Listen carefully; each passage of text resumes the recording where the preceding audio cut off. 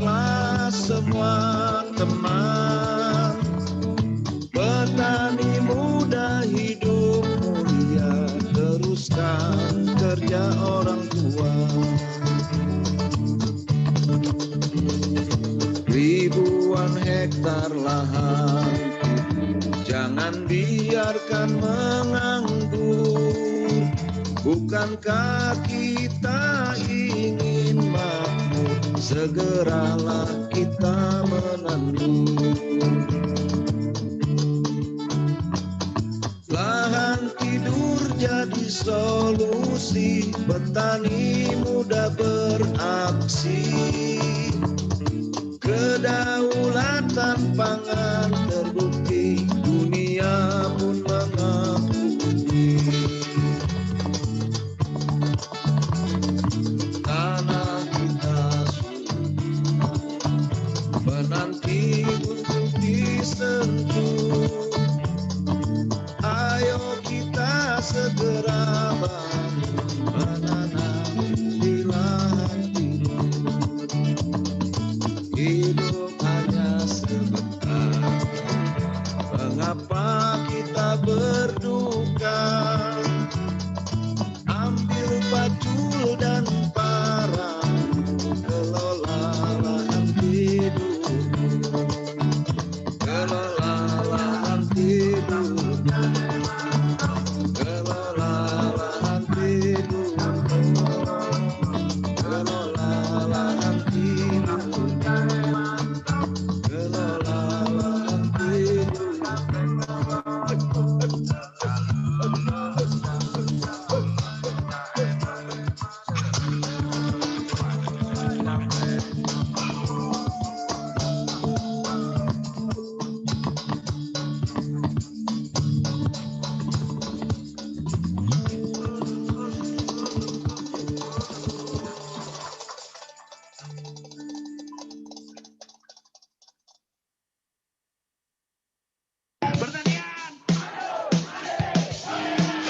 Masalah pertanian adalah kebutuhan keseharian masyarakat. Tidak ada orang tidak butuh makan.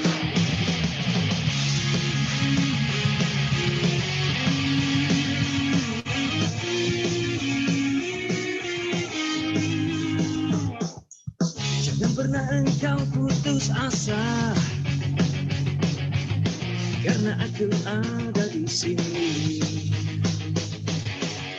Pastikan kita saling bersama, bersama pasti kita bisa. Obatkanlah semangatmu, hati ini akan kuberikan untuk Indonesia. Obatkan semangatmu untuk Indonesia. Obatkanlah jiwamu selalu.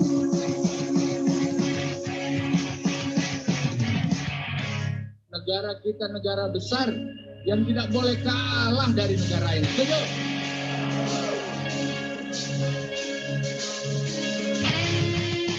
Mentan menjamin ketersediaan pangan selama pandemi COVID-19 hingga lebaran nanti. Menteri Pertanian Syahrul Yassin Limpo melakukan kunjungan ke sejumlah perusahaan penyedia bahan makanan. Pemerintah melalui Kementerian Pertanian memastikan stok pangan aman selama bulan Ramadan hingga Hari Raya Idul Fitri. Menteri Pertanian Syahrul Yassin Limpo menyatakan Kementerian Pertanian mengupayakan kemudahan distribusi pangan melalui pasar mitra tani. Hadirkan perilaku kita bernabi pada rakyat. Untuk Indonesia, kobarkan semangatmu. Untuk Indonesia, korbankanlah jiwamu. Untuk Indonesia, korbankan semangatmu. Untuk Indonesia, korbankanlah jiwamu selalu.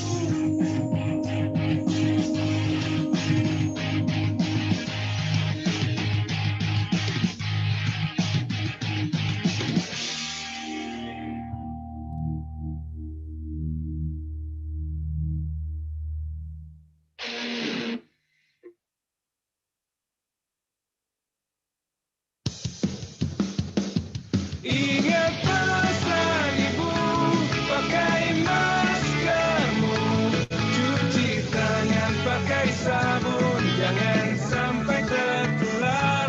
Ingat selalu pesan ibu, jaga jarakmu, hindari kerumunan, jaga keluargamu.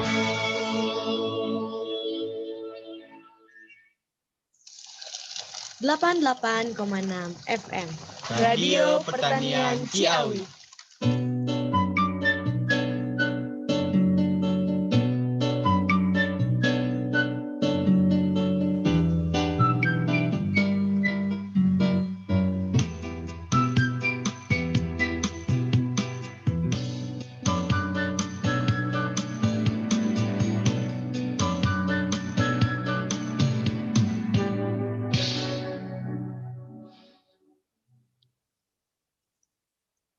Assalamualaikum warahmatullahi wabarakatuh. Selamat pagi Sobat RPC dimanapun Anda berada.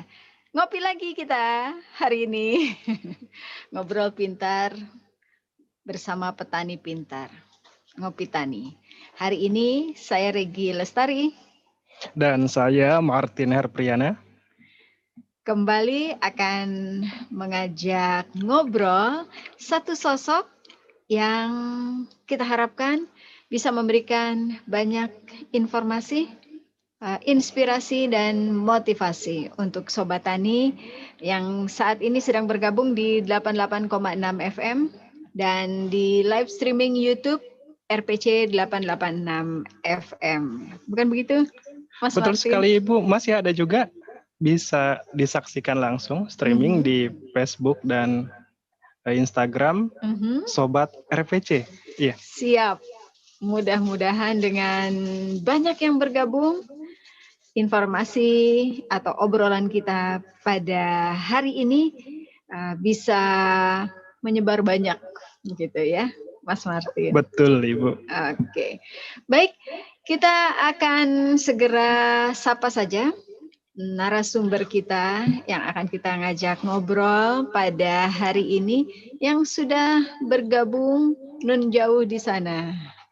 Iya, kita hadirkan di sini secara virtual ya Bu ya? Secara virtual, betul. Dan ini merupakan salah satu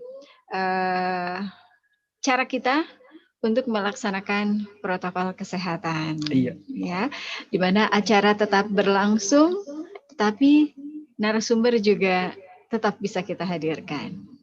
Oke, baik, kita langsung saja sapa Mas Martin. Ada Aji Samba Pranata Citra. Baik. Yang merupakan owner dari greenspaces.id. Sudah ada di sana. Mas Samba. Halo Mas Samba. Panggilannya apa nih Bu? Mas Samba kayaknya. Mas iya. Halo. Ayah, ada suaranya? Dia, Bu. Ada, sudah ada Mas. Ada. Apa kabarnya Mas? Tapi kayaknya agak terkendala sama video ini. Ah, begitu? Nggak muncul ya. Nggak muncul videonya. Oke. Mudah-mudahan bisa di otak-atik begitu ya, Mas Samba? Iya, nanti dicoba. Atau mungkin nanti pindah ke handphone aja biar lebih mudah lah. Oke. Baik. Dari suaranya aja sudah menyejukkan. Gimana nih sosoknya nanti kita ajak ngobrol ya Mas Martin ya? Iya Ibu. Sepertinya sudah bisa dikira-kira nih Bu usianya ya. Dari suaranya sih kayaknya masih termasuk milenial. Betul sekali. Dan tema kita pada kesempatan Ngopi Tani hari ini adalah tanaman hias di tangan eksportir muda. Nah, betul kan? Mas Martin tadi. Iya, ternyata masih muda ini Mas Samba ini. Muda, milenial. Ibu sepertinya sudah terlihat ya di Nah, itu dia sosoknya. Halo, Mas Samba.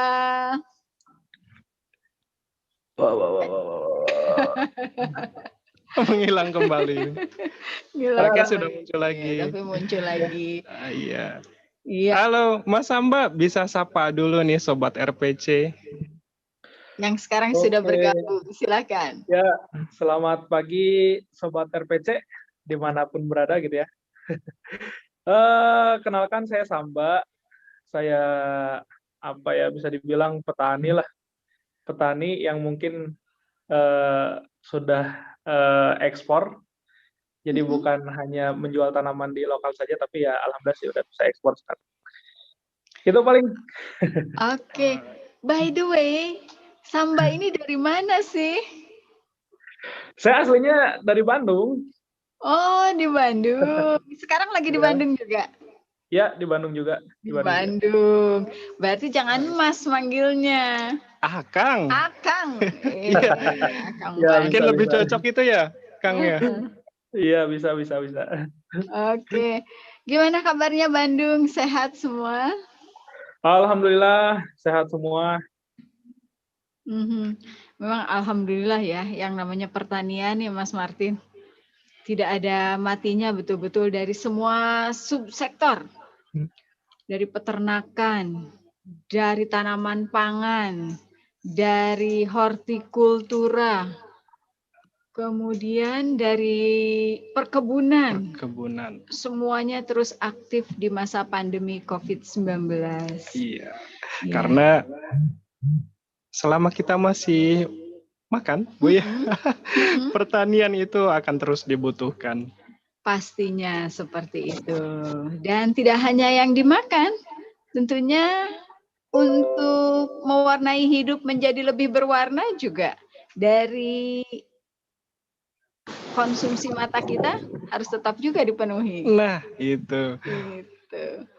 Untuk melihat taman yang cantik itu kan konsumsi jiwa juga. Konsumsi jiwa, betul sekali. Dan itu dibutuhkan ya pemandangan-pemandangan yang cantik, yang dan bisa indah. Didapatkan dari contohnya tanaman hias. Betul sekali. Ini yang sedang digeluti oleh Kang Samba. Kang Samba, betul.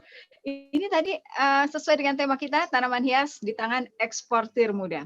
Berarti tanaman hias yang dihasilkan atau dikreasikan oleh Kang Samba ini sudah nyebrang ke mancanegara berarti ya, Mas Martin? Itu dia. Kita tanya langsung sama beliaunya nih, sudah sampai negara mana saja Samba mengekspor tanaman hias ini? Silahkan Kang. Ya, ya alhamdulillah sih dari mulai tahun 2013 berarti udah jalan berapa tahun? 11 tahun. 8 tahun ya. Kalau matematika saya agak lemot gitu. Ya alhamdulillah sih udah banyak negara. Mungkin kalau misalnya dihitung lebih lah dari 20 negara. Tetapi luar biasa. Tetapi sih yang paling yang sekarang lagi rame itu biasanya dari Amerika, Eropa. Kalau misalnya dari negara Asia sedikit lah, paling beberapa negara aja sih kayak Singapura, terus Hong Kong, terus kayak Filipina juga itu ada juga sih. Bukan main. Jadi dari tahun 2013 sudah lebih dari 20 negara, Amerika, Eropa, dan Asia. Oke, waktu 8 tahun ini ternyata sudah bisa menjangkau puluhan ya, negara lain yang membutuhkan produk dari Kang Samba ini. Luar biasa. Ngomong-ngomong, tanaman apa nih yang pertama kali diekspor dan sampai saat ini sudah berapa jenis yang diekspor? Kalau tanaman sendiri sih, dulu kan saya awalnya ekspor itu sukulen sama kaktus. Sukulen sama kaktus. Dulu tuh memang di awal-awal tahun 2013 itu masih bagus pasarnya. Dan penjual masih sedikit, terus stok tanaman masih banyak gitu. Tapi seiring berjalannya waktu ternyata persaingan ya semakin berat lah. Banyak penjual, terus tanaman semakin sedikit, dan yang dihadapi mungkin kurang lebih 2 tahun kemarin itu tren pasarnya berubah ke tanaman tropis kayak anthurium, philodendron, atau kalau misalnya Bapak sama Ibu tahu kayak inilah monstera atau janda bolong. Nah, itu janda bolong. Oh, itu. Itu monstera. Itu dia sekarang yang lagi ngetren sih itu. Oke, ternyata ya sukulen kaktus menjadi awal. Kang Samba ini mengekspor tanamannya. Tapi memang betul. Di Bandung, saya pernah berkunjung juga ke Bandung ke sebuah perkebunan atau petani tanaman hias yang khusus memproduksi kaktus dan sukulen. Itu adanya di Lembang. Iya, saya di Lembang itu, Bu. Oh, betul. Jangan-jangan saya yang pernah dulu ke sana ya. Cuman sudah lupa waktu tahun berapa, Ibu? Masih kecil saya. Oh, masih kecil. Lupa tahunnya, jadi bilangnya masih kecil gitu ya. Oke, baik. Ini prestasi yang sudah sangat harus dibanggakan begitu ya. Ini tadi kan tanaman yang pertama kali diekspor, sukulen, kaktus, Kang Martin. Ke negara mana ya, Bu ya? Ke negara mana, Kang? Betul. Pertama kali itu ke negara mana, Kang? Kalau pertama banget gitu ya, pertama banget jualan itu ke Malaysia dulu. Ke Malaysia, kita tetangga kirim dulu. Tetangga, sekitar 7 dus. Tapi ternyata malah gagal. Yang nyampe cuma 1 dus. Oh gitu? Itu kenapa kira-kira penyebabnya waktu itu gagal? Karena ini sih, karena Malaysia itu kan sedikit ribet untuk dokumen perizinan kayak gitu ya. Makanya meskipun kita sudah kirim pakai fitosanitari, pakai dokumen yang memang biasa diperlukan gitu ya untuk ekspor tanaman, tetap aja nggak bisa masuk karena si konsumennya ternyata nggak punya impor permit. Terus kalau misalnya setelah itu yang banyak negara yang banyak minta itu Taiwan. Dulu tuh Taiwan itu sempat bagus banget pasarnya, tapi sekarang Taiwan udah tutup impor dari negara manapun, jadi nggak bisa lagi kecuali ya orang-orang tertentu aja sih. Dulu sempat juga bagus juga ke Korea Selatan ya, bukan Korea Utara. Korea Selatan, terus ke Amerika juga sih. Oke. Jadi yang pertama itu ke Malaysia, Bu ya. Ya mungkin karena yang terdekat ya. Atau mungkin ada ceritanya karena ada teman di Malaysia atau gimana tuh, Mas? Nggak ada sih. Nggak ada sih, itu cuman ya posting-posting aja. Dulu kan mainnya di Facebook. Di Facebook ya yang nyantol orang Malaysia itu gitu. Oh ya, dulu di Facebook. Nah, itu orang Malaysia melihat Facebooknya Kang Samba nyantol gitu ya. Cantol. Tapi sekarang udah bukan Facebook ya, Kang ya? Sekarang Facebook masih, cuman bukan yang utama ya. Facebook, Instagram itu masih. Yang utama sekarang kan langsung ke website ya. Itu lebih mudah untuk konsumennya, lebih mudah untuk kita juga. Namanya tadi apa, Kang? Penyebutannya khawatirnya salah nih. Greenspaces.id. Greenspaces.id. Greenspaces.id. Artinya apa tuh, Kang? Tempat hijau lah, atau tempat hijau. Spaces green. Iya, ruang hijau begitu ya. Iya betul. Oke. Agak-agak samar dengan Greenpeace gitu ya. Masih urusan lingkungan gitu ya. Kalau keseleo lidah udah ke situ ya.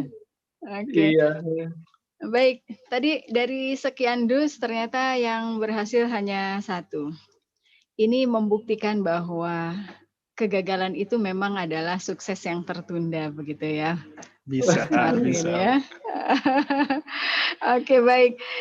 Sobat RPC, dimanapun berada, bagi Anda yang memiliki pertanyaan interaktif ya, bisa di live chat YouTube 886 FM atau melalui WhatsApp di 0812 8388 Iya, dan terima kasih yang sudah bergabung juga bersama kita. Ini ada teman-teman dan kawan-kawan dari BBPKH Cinagara. Selamat bergabung ya, Bapak Ibu, Mas Akang, Teteh, dan Ece. Semuanya komplit kita sebut. Oke, baik. Kembali lagi ke Kang Samba nih, Mas Martin. Tadi kan Mas Martin menyebutkan namanya apa? Green Spaces. Nah, sekarang kita tanyakan kepada Kang Samba. Green Spaces itu apa tuh, Kang? Kalau ditanya apa ya, itu sebetulnya kita perusahaan lah, jatuhnya udah perusahaan yang memang bergerak di tanaman hias gitu untuk penjualannya sendiri.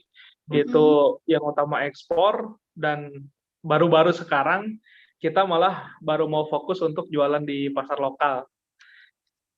Kayak gitu.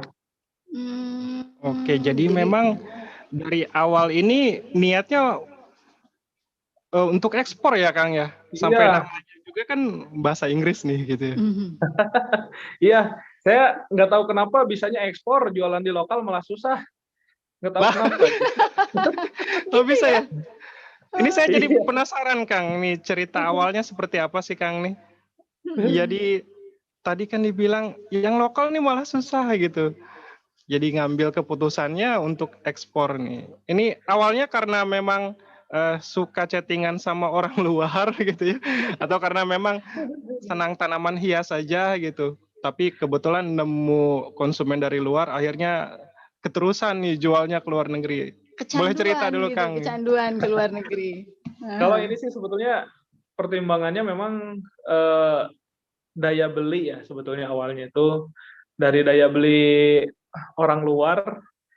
Kalau misalnya untuk tanaman tertentu ya, Anthurium A gitu ya, atau Anthurium ficii gitu. Kalau misalnya dulu kemarin itu di luar itu harganya bisa sampai jutaan gitu kan, bahkan tembus lebih dari 700.000 gitu untuk yang ukuran kecil gitu. Tapi kalau misalnya di lokal itu yang di luar itu 700.000, di lokal itu hanya 300.000 atau 500.000 gitu. Jadi memang ada selisih yang menurut saya pribadi sih sangat besar ya, selisih yang sangat besar dari harga jual itu sendiri. Dan memang ternyata permintaan dari luar itu sangat-sangat banyak. Nah, kondisinya itu bahkan bukan susah cari konsumen, tapi ya susahnya cari barang gitu, karena permintaannya banyak banget, tetapi stok barangnya malah jadi sedikit gitu ya, tidak bisa memenuhi kondisi pasar. Nah, terus kenapa kondisi sekarang malah mau fokus untuk jualan di lokal? Jadi mungkin kayaknya ya orang-orang Indonesia itu trennya agak terlambat lah sama orang luar.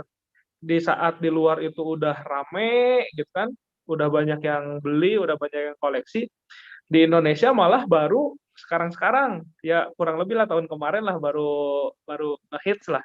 Kalau misalnya sering nonton tuh artis-artis kan, artis-artis sekarang udah banyak yang beli tanaman hias gitu kan. Terus ya mungkin orang-orang yang udah kebanyakan duit ya pada beli tanaman hias juga. Dan bahkan orang Indonesia itu salut loh saya tuh. Kalau misalnya ada misalnya tanaman Monstera variegata, kalau misalnya dijual ke luar negeri itu paling lakunya hanya $200 atau $250. Itu kurang lebih 4 jutaan lah. 4 juta atau 3 juta. Tapi kalau misalnya kita jual di lokal gitu ya, kalau misalnya kualitasnya bagus, itu di harga 10 juta pun itu ada yang beli gitu. Jadi agak sulit ditebak mungkin gitu ya. Kenapa? Agak sulit ditebak ini perilaku konsumen di Indonesia ini ya. Memang harga pasarannya di Indonesia udah kayak gitu. Saya aja heran, makanya sekarang tuh saya coba memilah tanaman mana sih yang mahal di luar, mana yang mahal di lokal. Nah, kalau misalnya mahal di luar ya keluarin aja semua, tapi kalau yang mahal di lokal ya udah jual di lokal aja gitu. Kayak gitu sih. Bisa aja gitu ya. Tapi memang naluri harus seperti itu. Kalau memang sudah menekuni satu satu bisnis, satu usaha, memang harus kemampuan seperti ini yang harus dimiliki gitu ya. Kang Tadi Martin. beliau ini Kang Samba memperkenalkan saya petani katanya. Ya petani yang bisnisnya sukses tapi mudah-mudahan banyak yang ikut nih ya. Oke. Baik, tadi kan dibilang konsumen Indonesia ini sebetulnya agak terlambat gitu ya, Kang Samba. Kalau dari pandangan Kang Samba selaku pengusaha atau pebisnis tanaman hias, ini yang membuat terlambatnya kira-kira apa nih? Sebetulnya apa ya, kalau misalnya ngobrol sama yang lain, ya, karena ini sih memang tren di luar itu sih pertama gitu kan, tren di luar. Terus yang kedua tuh kemarin gara-gara pandemi ya, gara-gara pandemi juga ya. Jadi yang biasanya ibu-ibu sosialita gitu ya, untuk apa ya, pamer mungkin atau misalnya untuk show off ke teman-temannya, biasanya kan beli tas, jalan-jalan ke luar negeri gitu kan, beli baju. Nah sekarang kan pada nggak bisa tuh, pada nggak bisa ke luar negeri, nggak bisa belanja barang-barang yang branded lagi. Nah larinya ke sini, larinya ke tanaman hias. Kan harganya apa ya, mahal-mahal juga lah, harganya mahal-mahal juga. Jadi pas datang ke ke petani lah, petani atau siapa gitu, beli ya kayak janda bolong gitu kan, udah terkenal. Nih saya punya janda bolong. Nah ibu-ibu yang beli itu, saya beli 60 juta loh katanya. Udah dibeli, dikasih lihat ke teman-temannya, itu kan seakan-akan pengganti dari tas tadi itu tuh. Kalau misalnya tadi ini saya baru beli tas nih dari Amerika, dari Perancis gitu kan. Nah sekarang itu larinya kayak gitu. Ini saya baru beli janda bolong 60 juta loh. Nah, kayak gitu. Oke. Jadi gaya hidup juga mempengaruhi ya. Iya, gaya hidup udah masuk ke gaya hidup kalau misalnya untuk tanaman hias. Ya bahkan sih mungkin kalau misalnya yang saya tangkap gitu, analisis saya pribadi, memang sekarang itu waktu pandemi kemarin orang-orang cari hobi lain untuk ngisi kegiatan. Kan banyak banyak yang pada di rumah ya, banyak yang pada di rumah tapi nggak ada kegiatan, ya larinya ke sini gitu, larinya ke tanaman hias. Makanya jadi pada ngetren juga gitulah untuk sektor bisnis ini. Oke, mudah-mudahan ini bukan hanya euforia sesaat saja ya, Kang Samba ya, tetapi dijadikan semacam habit ya. Jadi memelihara tanaman hias, kemudian pamer-pamer juga boleh ya tanaman hias. Selama menguntungkan untuk petani, kita sangat mendukung. Betul. Gitu ya. Memang ada hikmah nih ya, khususnya bagi pengusaha tanaman hias nih ya. Pada saat pandemi ternyata ada tren nih ya, ibu-ibu sosialita, maaf. Ajang pamernya itu bukan lagi tas gitu ya. Jadi sekarang janda bolong dan tanaman hias yang lain gitu ya, Bu. Nah, tren-tren ini kan harus dicari ya. Kalau tadi bahasa Kang Samba ini analisis pribadi gitu ya. Nah, seperti tadi, ekspor mana yang di luar itu harganya mahal, kemudian yang di lokal harga mahal. Ini cara melihat trennya ini feeling pribadi atau ada tekniknya ini Kang Samba nih? Kalau saya sendiri sih sebetulnya memang ngikuti di pasar aja sih, ngikuti di pasaran. Misalnya tanaman ini harganya mahal, tanaman ini stoknya masih sedikit, itu biasanya memang yang jadi most wanted daripada para kolektor. Kalau misalnya untuk tren sendiri sih memang yang saya amati biasanya tanaman yang ramai itu pertama memang stoknya itu tidak banyak. Nah, stoknya tidak banyak, terus harganya mahal, terus kayak bentuknya unik, dan yang paling mudah untuk dikenali biasanya tanamannya variegata. Mhm. Nah, variegata biasanya tanaman-tanaman variegata itu jadi sebuah apa ya most wanted aja sih pada pengen karena tanaman varigata itu kan nggak bisa dibuat ya, muncul secara alami, makanya jadi sebuah hal yang eksklusif lah di di jenis tanaman itu. Mhm. Itu sih kayak gitu. Oke. Jadi memang nyari-nyari nih Bu, membandingkan harga-harga gitu ya, kemudian nyari yang bentuknya unik dan sebagainya. Nah, ini memang salah satu teknik nih ya bagi pengusaha tanaman hias untuk mengembangkan bisnisnya gitu. Oke, jadi dari most wanted jadi must have nantinya ya. Oke, baik, Kang Samba, saya juga ingin menanyakan, kalau tadi kan disebutkan ada anthurium, ada monstera dan lain sebagainya. Yang jadi unggulan sendiri di green spaces ini apa nih? Kalau kita sebetulnya mainnya di semua jenis Bu ya, semua jenis. Cuman kalau misalnya orang-orang yang bermain di tanaman hias mengenal kita itu, halo, ada suaranya? Iya. Halo, silakan. Silakan, Kang. Oh ya, nah kalau misalnya orang-orang itu mengenal greenspaces.id itu sebagai website jual beli tanaman hias yang khusus menjual tanaman yang memang sifatnya biasa aja. Nah, yang biasa aja tetapi banyak jenis. Nah, kalau misalnya unggulan kita sendiri sih memang itu jenisnya ya tadi anthurium, philodendron, syngonium, sama mungkin beberapa jenis atau banyak jenis yang memang tanaman itu endemik Indonesia. Itu lumayan juga dicari sama bule-bule gitu. Kalau green spaces sendiri pernah nggak menciptakan tren gitu agar si tanaman hias ini menjadi meningkat pasarnya? Kalau menciptakan tren mungkin secara tidak sengaja Bu ya, secara tidak sengaja gitu. Tapi yang kita alami itu tuh kita menjual ini Bu, menjual Scindapsus itu tanaman asli Indonesia, banyaknya ada di Kalimantan, ada di Sulawesi. Nah, itu ketika kita naikkan ya maksudnya dengan cara marketing kita sendiri gitu ya, kita endorse bule untuk dia unboxing di YouTube, itu tuh permintaan pasarnya ini banget gitu, lumayan besar juga gitu. Jadi memang tidak sengaja menciptakan tren, tapi tren itu tercipta karena ketidaksengajaan gitu ya. Bukan tren juga sih jatuhnya, tapi tanaman yang mungkin jadi perhatian para konsumen gitu. Oke, baik. Ini menarik ya, Kang Martin ya, luar biasa.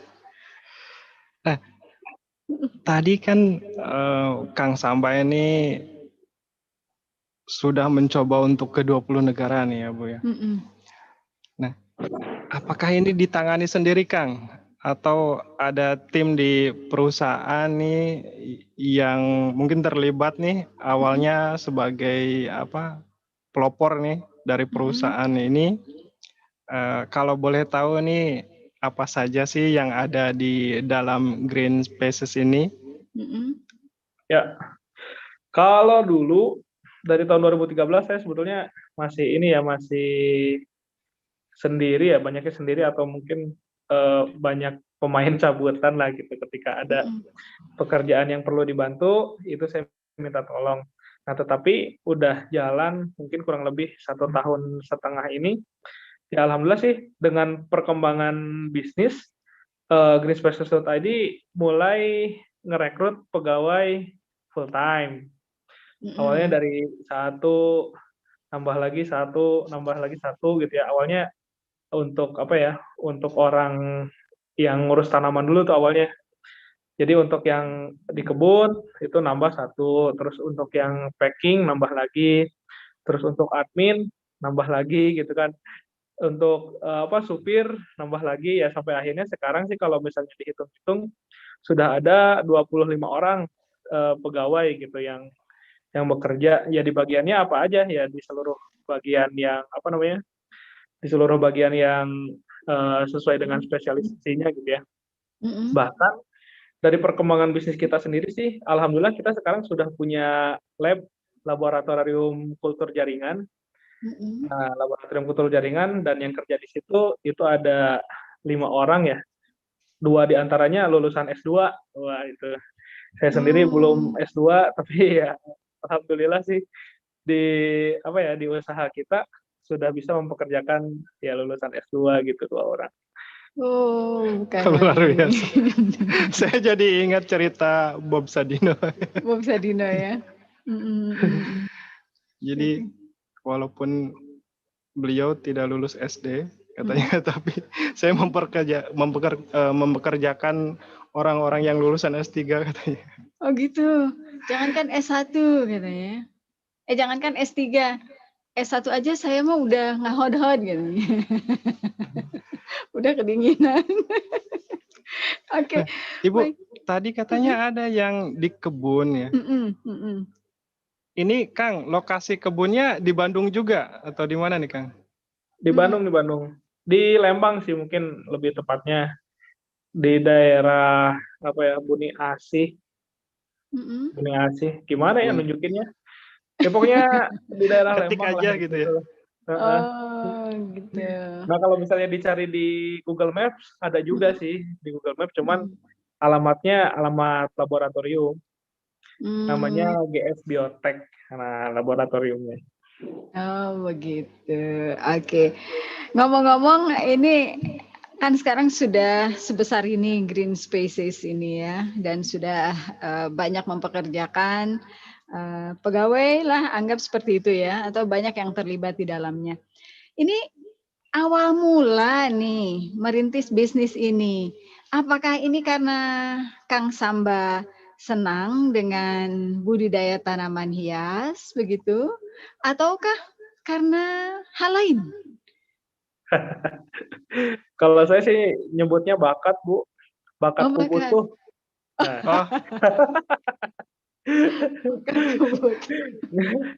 Bakatku butuh gitu. Ya awalnya dari itu sih Bu, awalnya memang dari mungkin bukan dari hobi dulu ya, karena saya sendiri sampai sekarang sama sekali nggak bisa lah untuk ngurus tanaman gitu ya. Tapi memang karena dulu memang sering senang jualan gitu ya, terus ganti-ganti barang yang dijualnya ganti-ganti, terus alhamdulillah ternyata ketemu sama tanaman hias, ya akhirnya berlanjut sih sampai sekarang. Seperti itu. Ternyata memang beliau punya bakat, Bu. Punya bakat ya. Selain bakatku butuh, ada bakat lain gitu ya. Iya, ya. Yang paling kuat mungkin bakatku butuh itu gitu. Bakat gonta-ganti itu tadi katanya. Jadi sebelum tanaman hias mungkin sudah yang lain berbeda-beda gitu ya, ininya produk yang dijual. Akhirnya ini ketemu suksesnya di tanaman hias ini, Bu. Oke, luar biasa. Jadi memang bakat itu harus ya nomor 1 ya. Iya. Selain sebelum yang lainnya.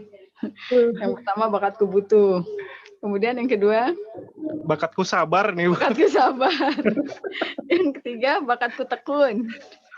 Iya. Yang keempat bakatku pinter.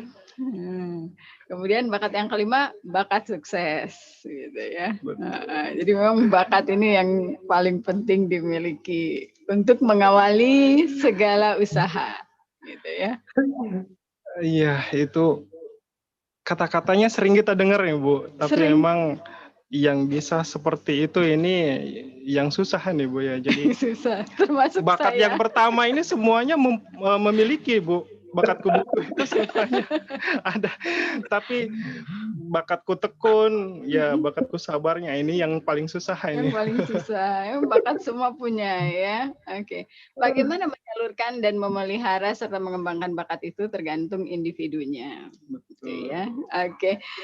Perbincangan kita, obrolan kita pasti akan lebih menarik lagi. Sobat RPC tetap bergabung bersama kami. Kita akan jeda sejenak ya, Kang Samba. Tetap bergabung kami. Kita lanjutkan setelah yang berikut.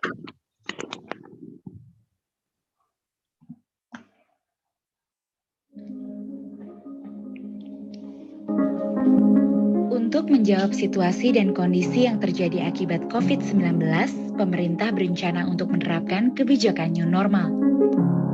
Tatanan baru ini diharapkan dapat menciptakan transformasi perilaku hidup di masyarakat untuk menjalankan aktivitas normal, namun dengan tetap secara disiplin menerapkan protokol kesehatan. Kebijakan new normal tidak boleh melemahkan peran pertanian sebagai sumber utama kehidupan. Maka petani sebagai aktor utama di sektor pertanian harus tetap berkomitmen menjalankan perannya. Berikut adalah protokol kesehatan bagi para petani agar tetap bekerja dan berproduksi di masa kenormalan baru nanti. Yang terpenting, petani agar tetap menjaga kebersihan dengan rajin mencuci tangan setiap, sebelum, dan setelah beraktivitas sesuai standar kesehatan yang berlaku. Petani juga diharapkan agar tetap menerapkan norma baru dalam bersalaman dengan tidak saling berjabat tangan. Petani harus disiplin dalam penggunaan alat pelindung diri seperti masker. Petani diharapkan selalu menjaga dan meningkatkan sistem imun tubuh dengan mengkonsumsi makanan bergizi seimbang. Saat beraktivitas, petani diminta agar tetap menjaga jarak aman minimal 1 meter atau lebih dan hindari kerumunan. Agar tetap sehat dan bugar, petani diminta agar disiplin dalam menerapkan pola hidup sehat dengan rajin berolahraga dan istirahat yang cukup. Agar target produksi tercapai, petani diharapkan dapat mengoptimalkan alat mesin pertanian dan tidak lupa untuk tetap memperhatikan kebersihan dari alat-alat pertanian yang digunakan. Terakhir, petani diminta untuk tetap produktif dan tetap semangat bekerja.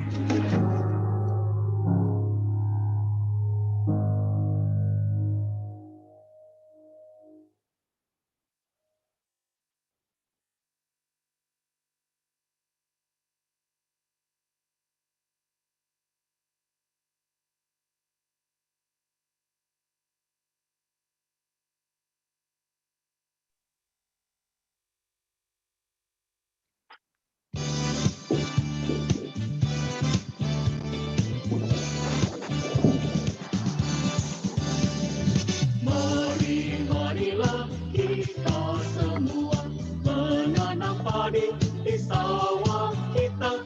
Tanahnya subur, benihnya unggul, menjadikan negara makmur.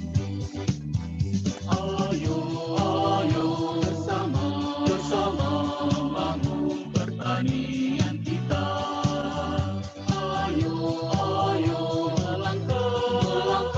agar Indonesia semakin jaya. Petani maju, mandiri, modern, satu data pertanian Indonesia.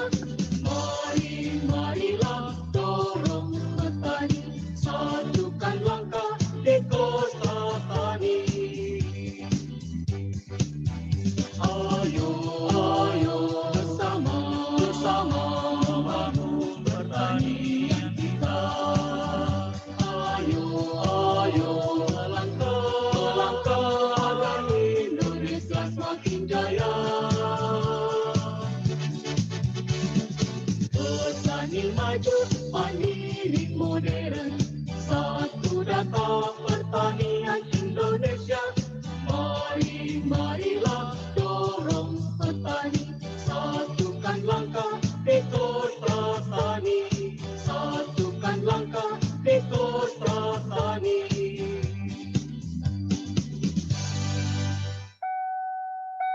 ...88,6 FM. Radio Pertanian Ciawi.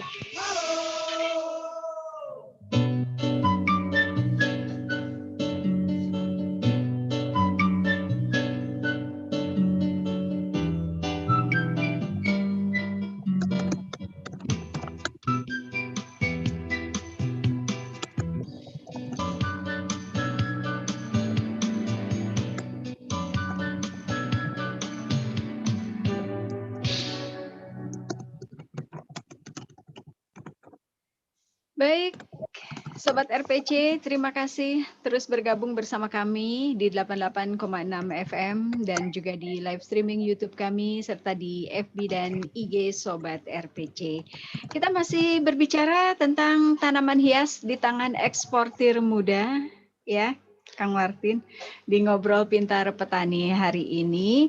Dan narasumber kita masih Aji Samba Pranata Citra yang merupakan owner dari Green Spaces ID.id. Anda yang punya pertanyaan silahkan interaktif di live chat YouTube 886 FM dan WhatsApp di 081283887117. Ya, ada yang sudah bergabung di live chat. Ini ada Ibu Eni Sudaryatni dari Jakarta Pusat. Selamat pagi, Bu Eni. Ke sana ya. Kemudian selamat pagi juga buat Bapak Burhani SP sama dari Jakarta Pusat. Terima kasih banyak sudah bergabung.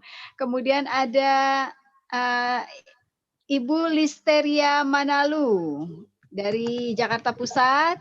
Kemudian juga ada Ibu Ani Juhairiah di Tanjung Selor. Hadir dan menyimak katanya Kang Samba. Ini tidak bisa kita sebutkan satu persatu juga. Yang lain yang bergabung di 88,6 FM. Ya, kita lanjutkan ngobrol pintar kita. Kang Martin. Iya, kembali lagi Kang Samba. Ya, halo. Sudah siap sudah lagi standby, ya. Baik, Kang Samba. Kang Samba, ini kan eksportir muda nih kita sebut nih. Udah cocok inilah pokoknya. Ya. Nah, karena eksportir nih Kang, setahu saya nih Kang, salah satu yang membuat Indonesia ini mungkin masih kurang besar ya untuk kapasitas ekspornya, karena ekspor itu susah katanya ya. Banyak sekali syarat-syarat yang harus dipenuhi nih. Nah, selaku eksportir nih Kang, bisa cerita nggak Kang? Kalau tadi pertama cerita Kang Samba ini Malaysia itu justru yang sulit ya. Jadi ada cerita yang dikirim 7, nyampenya 1 gitu ya, karena banyak syarat segala macam. Tapi yang saya tahu malah justru yang negara Eropa gitu, Amerika itu katanya apakah lebih ketat sulit? gitu ya? Iya, katanya lebih ketat gitu Kang. Nah, apa di sini memang Kang Samba ini sudah memiliki apa ya, teknik atau apa ya, prosedur yang bisa apa namanya, membuka ya, menembus gitu ya, menembus pasar-pasar Eropa dan Amerika. Apa saja nih Kang, seperti apa ya prosesnya, kemudian apa saja yang harus dipenuhi untuk mengekspor tanaman hias ini gitu Kang ya. Kita ingin tahu nih ceritanya Kang. Oke, kalau misalnya ngobrolin soal birokrasi, itu tuh sebetulnya di Indonesia sendiri perkembangannya udah apa ya, sudah semakin, menurut saya sih semakin rapih lah, semakin rapi, terus kemudian semakin apa ya, semakin rapi lah, itu intinya. Nah, kalau misalnya dari tahun 2013 dulu, itu tuh kita sebagai eksportir itu masih bisa perorangan. Kalau dulu ya tahun 2013 itu kita tinggal datang ke karantina, terus bawa namanya SP1 gitu ya, ada dokumen yang harus diisi, datang terus bawa tanaman, itu langsung keluar karena apa namanya, fitosanitarinya gitu ya. Nah, tetapi seiring perkembangan, mungkin juga karena semakin banyaknya eksportir ya, jadi regulasinya semakin diperjelas kembali. Yang asalnya perorangan itu sekarang tidak bisa, jadi diharuskan memang memiliki badan usaha, ya minimal CP lah, CP gitu. Dan apa namanya, memiliki badan usaha itu diikuti dengan perizinan-perizinan yang lainnya, itu kayak Kalau misalnya SIUP, TDP itu udah masuk ya ke dokumen CP gitu. Biasanya kalau misalnya kita datang ke notaris udah satu paket lah. Nah kemudian kita minta izin juga ke apa namanya, adalah dinas pertanian di tempat usaha gitu. Kalau misalnya kalau di Bandung ya kita minta izin juga di Bandung juga gitu ya untuk mendapatkan surat pengedar benih. Nah setelah itu kalau misalnya persyaratannya udah beres semuanya ya kita bikin akun di Simpel Pertanian. Nah itu punyanya Horti ya, Hortikultura, sama kita juga ngajukan juga ke karantina gitu, Badan Karantina Tanaman. Jadi kalau misalnya di list itu lumayan cukup banyak ya apa namanya dokumen yang harus dipenuhi ya, tapi ya mau nggak mau ya itu memang harus dimiliki, harus didapatkan gitu. Kalau misalnya semuanya udah lengkap ya itu baru bisa apa namanya bisa buat dokumen fitosanitari untuk ekspor. Kalau misalnya dibilang banyak ya banyak. Kalau misalnya dibilang ribet ya enggak juga gitu ya.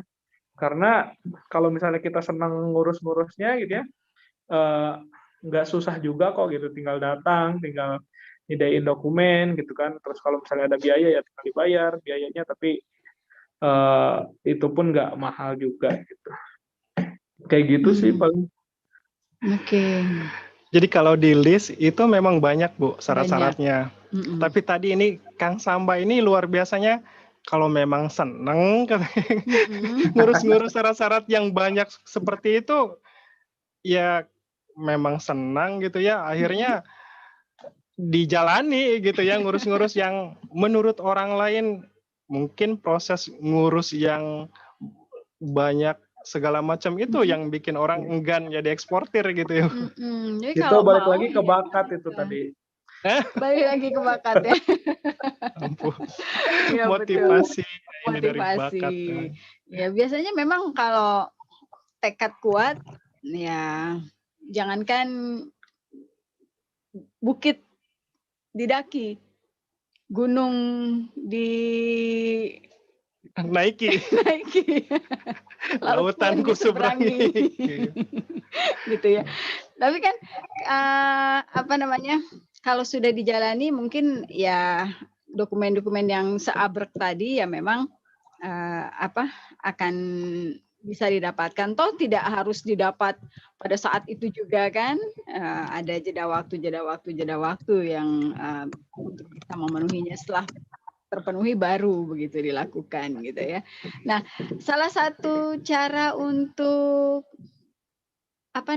menjaga kepercayaan konsumen di luar itu kan kalau kita itu selalu menjaga kualitas. Kemudian juga kuantitasnya selalu terpenuhi. Nah, kalau Kang Samba ini bagaimana nih cara menjaga kuantitas produk yang diharapkan oleh pasar begitu? Apakah Green Spaces ini juga bermitra dengan petani tanaman hias di sekitar Bandung atau di berbagai wilayah di Indonesia, atau mempunyai kebun bibit sendiri nih, Kang Samba? Pada awalnya sih memang kita bermitra ya dengan petani-petani di banyak kota, malah dari Jabodetabek lah itu mungkin, bahkan sampai ke luar Jawa. Itu ada juga gitu ya yang supply ke kita. Nah, tetapi seiring berjalannya waktu, kita sendiri ya coba membuat greenhouse sendiri gitu ya untuk pembibitan. Jadi kalau misalnya supply dari petani itu kurang ya kita pakai stok yang kita punya dari hasil tani. Nah, bahkan untuk lebih jauh sih memang kita dari sekarang sudah mempersiapkan laboratorium kultur jaringan itu gitu. Karena kan kalau misalnya tani secara konvensional itu cukup memakan waktu untuk bisa banyak ya. Nah, tetapi kalau misalnya pakai teknologi itu bisa produksi massal lah. Jadi dari satu tanaman bisa diproduksi jadi ribuan gitu ya, atau puluhan ribu dalam waktu 1 tahun gitu kan. Itu sangat berbeda kan kalau misalnya kita perbanyakan secara manual ya nggak bisa sebanyak itu. Oke, baik. Ini berapa luas nih kebun bibitnya nih? Lokasinya di mana aja nih, Kang Samba? Kita kebun bibit nggak begitu luas lah, nggak begitu luas. Kalau misalnya di total itu ya kurang lebih sih ada 1.800 atau 2.000-an lah, 2.000 meter persegi lah kurang lebih. Itu lokasinya ada yang di Lembang, ada juga memang kita punya juga yang di Bogor. Nah, kenapa di Bogor? Karena salah satu kota yang banyak mensuplai tanaman ke kita itu di Bogor. Jadinya apa ya, kita bikin semacam kayak stasiun lah. Jadi kalau misalnya ada tanaman dari Bogor yang belum siap dijual, bisa mampir dulu di Bogor. Adapun sebaliknya, kalau misalnya ada tanaman yang dari Bandung yang siap dijual, diedarkan, ya kita kirim ke greenhouse yang di Bogor untuk ya diedarkan juga di Bogor ataupun di Jabodetabek. Oke, di Bogor yang pasti bukan saya atau Kang Martin. Iya. Siapa Kang di Bogor, Kang? Ini ternyata Sobat RPC ini informasi nih dari Kang Samba. Ada juga nih di Bogor. Di Bogor. Apa semacam unit usaha gitu ya, Kang ya? Tadi dibilangnya stasiun pemberhentian dulu mungkin ya di sini ya. Boleh dibilang seperti itu. Iya, kayak gitulah. Nah, Sobat RPC mungkin yang ingin belajar atau menggali informasi melalui stasiun pemberhentian yang di Bogor ini mungkin bisa ya, Kang ya? Jadi nanti jadi Sobat RPC yang mungkin ingin menjadi eksportir juga gitu ya. Minimal ingin mengetahui cara ekspornya gitu ya. Ini kunci-kunci untuk bisa menembusnya apa gitu. Mungkin bisa juga nih ya. Terutama ya untuk tanaman hias nih Kang Samba nih sudah ke 20 negara kan. 20 negara. Kalau mungkin dari pelaku langsung biasanya akan lebih rinci dan lebih jentrek gitu ya. Lebih jelas gitu ya. Lebih jelas. Jentrek. Oke. Nah, ini kan ada yang di Bogor nih. Ini apakah ada pemilihan tertentu untuk lahan kebun nih, Kang Samba? Kalau pemilihan lahan kebun, yang jelas sih biasanya kita pilih dari beberapa kondisi ya. Yang pertama sih jangan terlalu panas ya suhu di lingkungan itu gitu kan. Kayak di Jakarta, aduh itu repot gitu kan. Atau misalnya Bekasi itu agak repot. Di Bogor kan agak ya cuacanya masih adem lah, masih mendukung. Yeah. Kemudian ya kita pilih juga lahannya yang memang yang cukup dengan kebutuhan kita. Kalau misalnya kita butuh lahannya 1.000 meter, ya carilah yang sesuai 1.000 meter. Dan terus pertimbangan yang lainnya kayak suplai air ya. Air. Jadi jangan sampai kita tuh usahanya tanaman, tapi air susah didapat, nanti nyiramnya itu bakalan repot juga ya. Terus kalau pertimbangan yang lainnya sih dari harga ya, harga sewa. Kita kan masih sewa ya tanahnya. Jadi kalau misalnya harganya terlalu mahal, itu repot juga.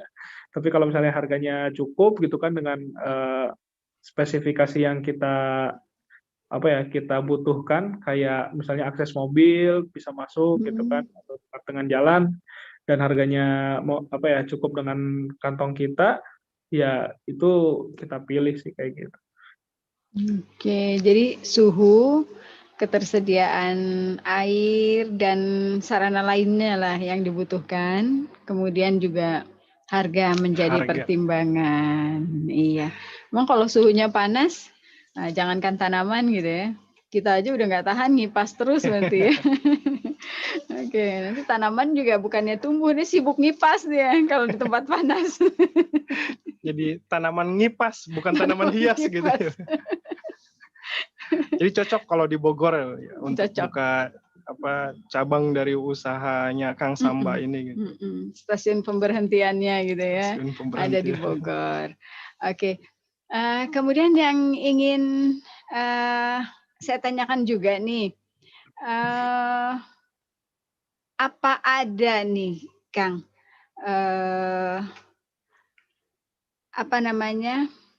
perbedaan karakteristik begitu ya, karakteristik minat terhadap varietas tanaman hias. Misalnya konsumen negara satu dengan yang lainnya, konsumen negara A cenderung menyukai tanaman hias X gitu ya. konsumen negara B cenderung menyukai tanaman hias Y begitu? Kalau sejauh ini sih memang tidak berdasarkan dari wilayah ya, tapi memang berdasarkan jenis yang lagi ngetren aja sih. Jadi kalau misalnya jenis itu lagi ngetren, ya hampir di semua negara ya pengennya itu gitu ya. Bahkan kalau misalnya di Indonesia pun gitu, kalau misalnya di luar itu ngetren apa, ya di Indonesia pun itu pada pengen cari juga. Nah, tetapi kalau secara klasifikasi apa ya konsumen, kalau misalnya memang konsumennya itu benar-benar kolektor gitu, terus uangnya banyak, itu rata-rata memang memilih tanamannya yang langka lah, yang super langka, yang harganya itu bisa jutaan atau puluhan juta atau bahkan ratusan juta gitu ya. Harganya itu untuk kolektor ya dibeli gitu ya. Tapi kalau misalnya untuk yang hanya penghobi biasa dan memang apa ya tidak terlalu habis-habisan gitu ya di hobi tanaman, yaitu carinya memang tanaman yang memang terkenal, yang bagus, tetapi ya harganya tidak begitu mahal juga. Itu kalau menurut pengamatan Kang Samba nih sebagai pelaku bisnis tanaman hias, tren salah satu jenis tanaman hias itu biasanya berapa lama sih? Kalau pengalaman dari sukulen ya, kalau pengalaman di sukulen itu tergantung dari percepatan perbanyakan tanamannya itu sendiri sih. Kalau misalnya memang misalnya ada nih hibrid baru atau misalnya mutasi baru, bentuknya unik gitu kan, terus apa namanya masih jarang orang yang punya, itu harganya bisa tinggi gitu ya. Nah, tetapi ketika memang setelah barang itu nyebar ke sana sini dan ternyata perbanyakannya cepat gitu ya, mudah, itu apa ya trennya biasanya udah langsung redup lagi gitu ya. Nah, kalau misalnya di tanaman hias ini sendiri sih memang saya pribadi baru berjalan kurang lebih 1,5 tahun ya. Kalau misalnya yang diamati, ya mungkin kurang lebih apa ya, mungkin bakalan sama gitu ya, mungkin bakalan sama. Jadi ketika barang itu beredar banyak di mana-mana, ya ada kemungkinan bisa berkurang lah trennya atau bahkan bisa mati gitu ya. Nah, kalau misalnya ditanya berapa lama, ya mungkin ya itu tergantung dari kondisi tanaman di lapangan itu seberapa cepat untuk banyaknya gitu. Kayak dulu itu sempat ada apa ya tanaman ya di aglonema, setahu saya itu di aglonema tuh bahkan ada beberapa philodendron juga gitu ya, yang awalnya memang di kita stoknya itu nggak ada, masih banyak dari luar gitu ya, ada tapi di luar negeri gitu ya, itu harganya lumayan gitu kan, peminatnya jadi pada pengen gitu, tapi setelah ada importer yang masukin banyak, itu sampai 1 kontainer tanaman ribuan pieces, yaitu harganya langsung jatuh, ya peminatnya jadi kurang juga. Seperti itu. Lantas upayanya bagaimana ini? Untuk supaya si tanaman hias ini harganya tetap on gitu, Kang Samba. Ini kan kayak si malakama misalnya, kalau dikembangkan banyak, harga jadi turun, tren juga turun. Kalau menahan, pengembang biakan juga nggak mungkin menangkap peluang untuk bisa berkiprah terus di tren ini gitu. Gimana nih, Kang?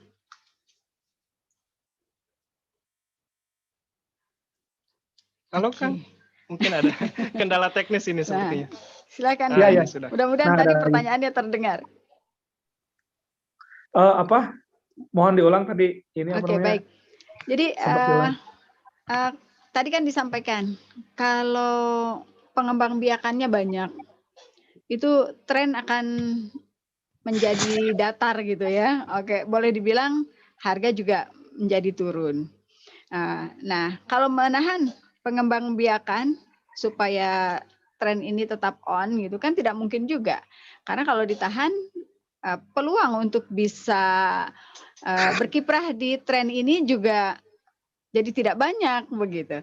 Nah, ini kan si malakama nih Kang nih. Gimana nih supaya harga tetap on, tetapi pengembangbiakan juga lancar gitu berjalan.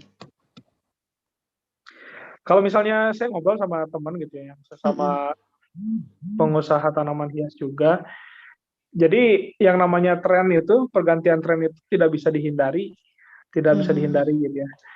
Kalau misalnya untuk tanaman-tanaman tertentu memang ada juga sih memang yang dari dulu sampai sekarang ngetren banget gitu ya, sampai sekarang dari dulu mahal, sekarang mahal gitu ya.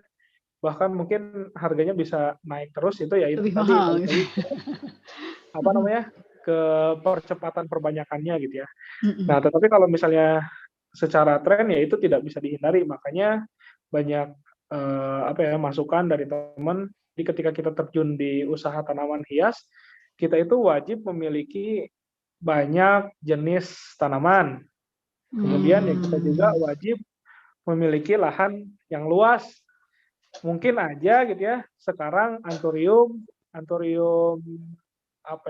bunga atau anthurium dulu tuh lidah gajah ya. Misalnya anthurium warocqueanum gitu ya, mungkin aja sekarang belum tren nih. Tapi mungkin aja setahun ke depan atau 2 tahun ke depan itu bisa ngetren gitu ya. Nah, itu kenapa alasan teman saya menyarankan harus punya banyak jenis, terus lahan yang cukup luas, ya ketika tanaman yang asalnya tidak ngetren itu tiba-tiba ngetren ya kita sudah punya stoknya gitu. Jadi ketika lagi mahal-mahalnya, lagi ngetren-ngetrennya, ya kita bisa meraup keuntungan banyak dari situ. Ya kayak anthurium warocqueanum gitu ya, atau lidah gajah. Dulu itu saya sempat beli di harga 85.000. Itu ukurannya mungkin daunnya, satu daun itu 50 cm gitu ya. 2 daun atau 3 daun. Itu kurang lebih 2 tahun yang lalu. Ya.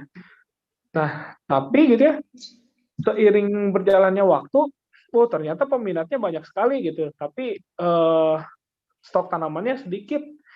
Harganya itu otomatis langsung melambung jauh dari 85.000 naik ke 150.000, naik ke 200.000, naik lagi ke 1 juta, naik lagi ke 2 juta. Bahkan sekarang itu untuk ukuran yang 50 cm atau mungkin 70 cm gitu ya, itu harganya bisa di belasan juta atau bahkan di puluhan juta. Yang asalnya harganya cuma 85.000 gitu. Bahkan kalau misalnya datang langsung ke petani itu 2 tahun yang lalu itu harganya paling cuma 25.000 atau 35.000 lah. Atau bahkan ya kalau misalnya lebih jauh lagi, saya ngobrol sama tukang dekor, katanya ini mah dulu daunnya dipotongin yang panjangnya 1 meteran gitu ya, dijadiin dekorasi gitu. Aduh, kalau misalnya zaman dulu bisa dibawa ke kondisi sekarang itu harganya udah bisa puluhan juta gitu, bisa ngedadak kaya gitu. Kalau misalnya Oke, gitu. Jadi wajib memiliki banyak jenis tanaman hias dan lahan yang cukup luas untuk menampung itu semua. Untuk nyetok ya Bu ya. Nyetok. Tetap punya stok yang banyak nih, siapa tahu nanti ya tahun depan trennya berubah nih, tapi kita masih punya stok banyak gitu. Iya, gitu ya, karena memang dikatakan Kang Samba tadi perubahan tren ini tidak bisa dibendung, tidak bisa ditahan. Berarti gitu ya. Tren ini sangat berpengaruh ya Kang ya, buat pemain tanaman hias nih. Iya, betul. Gitu. Ini termasuk dari luar negeri juga, maksudnya dipengaruhi oleh tren dari luar. Tadi kan infonya di Indonesia ini sebenarnya telat gitu ya, di luar ini sebenarnya sudah ngetren gitu.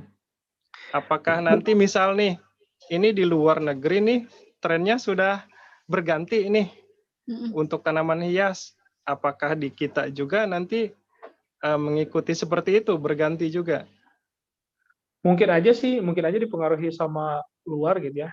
Bahkan sempat kita tuh baca komentar di YouTube gitu ya, di channel YouTube kita. Dulu kita pernah kirim tanaman ke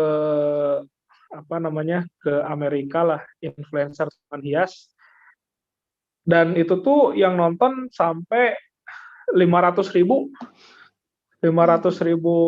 penonton lah, itu lumayan banyak sekali gitu ya. Dan ketika video itu booming, terus masyarakat Amerika yang pecinta tanaman gitu jadi tahu, oh ini kalau misalnya beli tanaman ke greenspaces.id gitu. Wah ini udah banyak unboxingnya di YouTube. Oh iya tuh bisa dicek juga ya YouTube-nya. Di YouTube greenspaces.id. Nah ketika rame gitu ya di Amerika, itu ada mahasiswi dari Indonesia yang lagi kuliah di sana. Nah, dia tuh bilang ke bapaknya, Pak coba dong Pak nih datangin katanya greenspaces.id, di sini lagi rame banget, lagi ngetren banget. Nah, coba datangin katanya tempatnya di Lembang. Ya akhirnya kita yang ngerasa biasa aja gitu kan, jualan biasa, pas diceritain sama si bapak itu, nah loh, kok ternyata rame juga ya di Amerika gitu kan.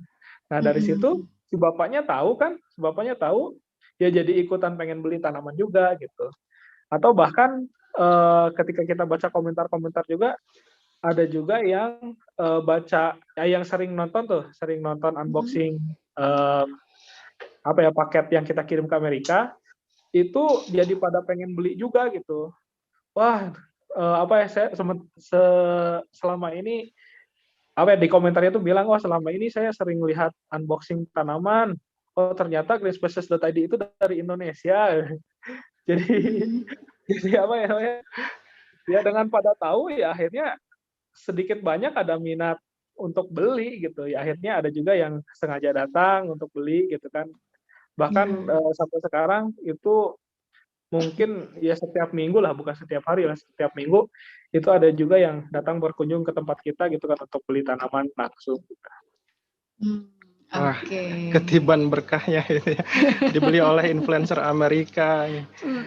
Itu kalau diekspor ke Amerika bisa berapa hari Kang nyampe sana? Iya, ketika dipesan terus nyampe itu sampai di tangan konsumen itu berapa lama? Kalau dulu pas sebelum pandemi itu 3 hari 4 hari sudah sampai. Nah, tetapi kalau misalnya untuk sekarang gitu ya, kondisinya masih ya belum jelas lah, belum stabil. Mungkin sekitar 4 hari itu udah paling cepat lah. Tapi rata-rata di 5 sampai 7 hari itu udah sampai. Begitu. Baik, kita sapa dulu yang sudah bergabung di live chat YouTube kita. Ada Ibu Suri Ana dari Kalimantan Utara ini. Kemudian juga ada Fitri M. Nah, ini menanyakan ini sebelum ke pertanyaan yang di atasnya ya, Mas Martin. Dari Fitri M, di mana nih Mbak Fitri? Apakah pemasaran via marketplace ke luar negeri sudah dapat dikatakan eksportir? Bagaimana Kang Samba? Ya kalau misalnya dikirimnya ke luar negeri ya udah dikatakan eksportir. Iyalah ya, karena ke luar negeri ya. Jadi harus memenuhi syarat yang seperti green places gini, Pak? Ya jelas harus sih. Setahu saya untuk ekspor tanaman itu harus memenuhi persyaratan yang tadi diminta. Oke, mungkin Fitri ini sudah mengirim ke luar negeri ya.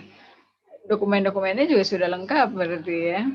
Iya, harus mengikuti prosedurnya seperti itu. Jadi kalau ingin mengirim barang yang dijual ke luar negeri. Nah, atau mungkin marketplace-nya mungkin ya yang mengurus dokumen-dokumennya ini.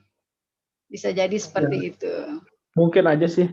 Terus ada juga sih beberapa negara memang yang tidak mensyaratkan adanya fitosanitari gitu ya.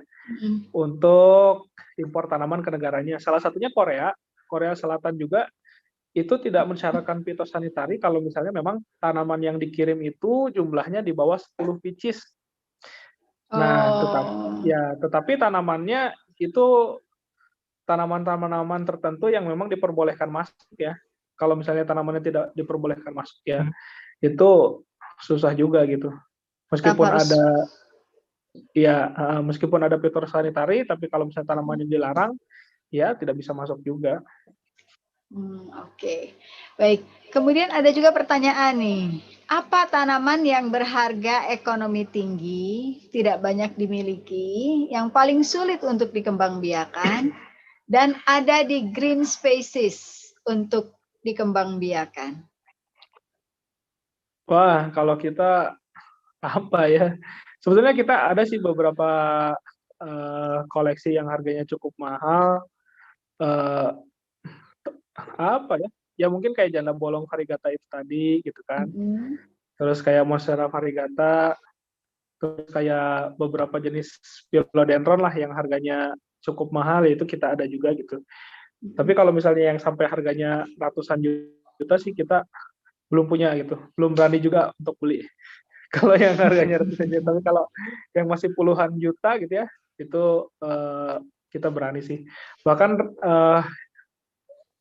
kita sih pernah beli juga sih tanaman dulu kayak monstera mint. Itu monstera mint itu harganya bisa sampai 80 juta. Itu kita pernah beli juga gitu. Oke. Baik. Tadi kan ada gagal kirim itu ya, Mas Martin. Yang cerita yang Malaysia. Cerita awalnya ini. Ini ada syarat refund gitu ya, atau saat barang gagal kirim ini atau rusak gitu. Syaratnya apa tuh? Yang sama? Kalau ini kita kan belajar dari pengalaman Bu ya. Jadi kalau misalnya untuk order di kita itu ada term and condition gitu yang harus dipenuhi dan harus dipahami oleh konsumen juga gitu ya. Jadi selama seluruh persyaratan yang diminta baik dari negara yang mengirim ataupun negara yang menerima sudah terpenuhi gitu ya. Ketika ada kesalahan atau ditahan gitu ya, itu seharusnya memang kita sudah lepas tanggung jawab ya. Seharusnya. Gitu. Karena kewajiban kita sudah terpenuhi semua. Itu pertama dari dokumen. Yang kedua gitu ya, ketika kalau misalnya itu sudah lengkap dan tanamannya atau paketnya sudah sampai ke konsumen gitu ya, tetapi ternyata tanamannya hancur, tanamannya rusak, tanamannya busuk gitu ya, itu biasanya kita dilakukan penggantian. Ya penggantiannya dalam bentuk kita kirim ulang tanaman yang sama gitu ya. Tanaman yang sama, jumlah yang sama, kita kirim ulang. Tetapi kalau misalnya gagal lagi, ya udah gitu, itu tanggung jawab kita cuman sebatas satu kali penggantian saja. Terus kalau misalnya konsumennya nggak mau diganti oleh tanaman lagi karena takut rusak, itu biasanya kita lakukan refund atau kembalikan uangnya, ya cuman tidak full, tapi dipotong oleh ongkos kirim lah. Ongkos kirim. Jadi ya rugi lumayan lah, bukan rugi dikit, rugi lumayan. Tapi dalam bisnis ini akan selalu ada yang seperti itu, Kang. Selalu, ya. Pernah menjumpai? Oh, sering banget, Bu. Itu makanan sehari-hari. Oh, gitu. Iya. Ini resiko terbesarnya apa sih, Kang, bisnis ini? Ya, selain tanamannya yang tadi rusak. Mungkin refund dan lain sebagainya. Rata-rata tanamannya. Tapi yang membuat terkendala sekarang sih dari pembayaran, Bu ya.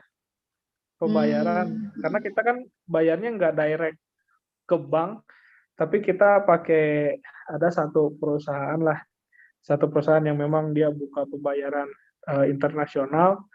Nah, itu yang sekarang kita hadapi gitu ya, musuh terbesar kita ya menghadapi pembayaran itu gitu. Bahkan sampai sekarang rekening kita dibekukan sementara.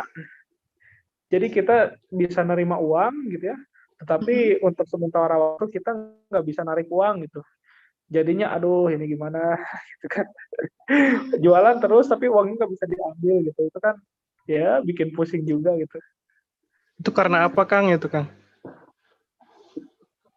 Biasanya sih memang dari kalau misalnya baca-baca itu dari perusahaannya itu ada sebuah penghitungan ya, ketika diagregasikan, ketika dipresentasikan itu tingkat komplainnya memang yang sudah terlalu tinggi gitu kan.